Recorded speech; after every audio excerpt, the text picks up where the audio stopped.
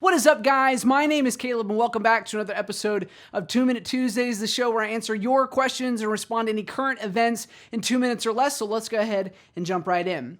Today's episode is going to be a little bit different because I am reviewing the film The Death of a Nation by this gentleman right here. I'm not going to try to butcher your name, so I'll let you read that for yourself. But I was excited about this film. I don't usually do film reviews on this channel and don't intend to much going forward, but this caught my attention because it was labeled as one of those few conservative movies that were planning for a nationwide release, which is actually very uncommon. And so I took a general interest, and then when I saw the trailer, and in the trailer they do a lot of comparisons saying that Trump is basically a modern day Abraham Lincoln, you knew that I wasn't going to be able to stay away from this. And so I immediately found out where it was playing. I dragged my dad, who was in town, to go watch it with me, and I wanted to share my thoughts a little bit with you guys. But before we go any farther, I want to give you a quick glimpse at the trailer so you know, in case you missed what the film is all about, you can get an idea of what we're discussing today.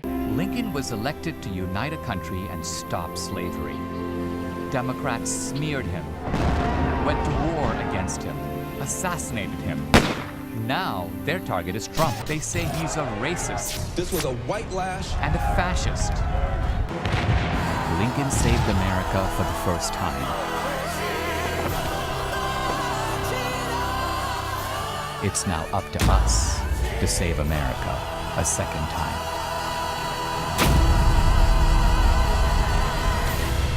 Okay, so now you guys see a little bit of what I am talking about, and I want to give you my full thoughts on the film. But before I do, I want to give a quick disclaimer. One of the big things that I didn't like about the film, and I'm going to be talking about, is the overuse of stock footage. And I realize if you're not in the videography or cinematography world, you may not be fully familiar of what that term means. So to give you a little bit of an explanation, maybe you've seen a cheap commercial from like a local mattress company or restaurant, and there's this clip or a picture of a very generic looking family eating breakfast and laughing together. And when you watch it, it just doesn't fit in the rest of the commercial. It looks different. It seems to have a different color profile, and something just feels off about it. Well, the reason you recognize that is because it is a stock footage. It wasn't shot with the same camera, the same lighting, the same director, those kinds of things. And so it kind of sticks out like a sore thumb. Now, I am not against the use of stock footage. We use it here at OTK. Lots of YouTubers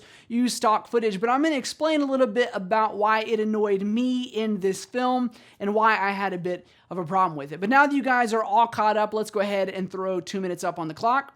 So let's start with what I liked about the film. First, I was pleasantly surprised that they didn't act like Trump was a god, which is basically what I expected out of this film, considering this is the movie trailer poster.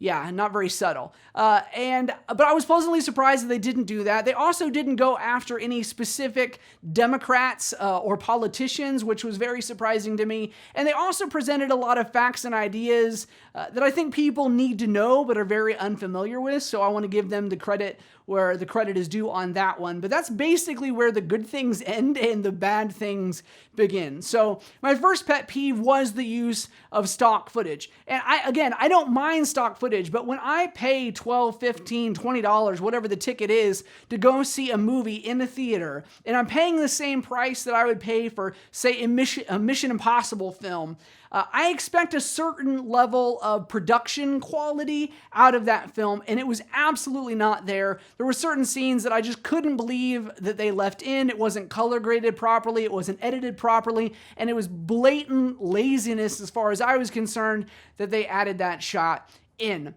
I was also annoyed by the constant idea that liberals are basically the modern day Nazis and slave owners, which, if you know me, I am very much against kind of that hyperbolic language where you're making sweeping generalizations about a whole people group. I was not a fan. And obviously, I didn't like comparing Trump to Lincoln. It doesn't matter whether you like or dislike Trump. I don't think anybody's trying to argue that he has the same leadership qualities or character qualities that Lincoln had. And so really just kind of made conservatives look a little stupid in trying to make a comparison that did not make any sense. So overall, I gave it 1 out of 4 crowns. I would not recommend unless you're super bored and it's free on Netflix at some point, then you might watch it. There's a few interesting moments, but this isn't just a show. This is a conversation. So if you saw the film, did you enjoy it?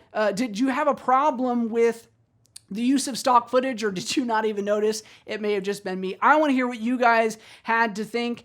What do you think of the director? Is he the next conservative version of Michael Moore, or are you not really interested in any of his films moving forward because of this one? Let me know in the comment section down below. Until next week, we love you guys very much, and we'll talk to you soon. Bye-bye.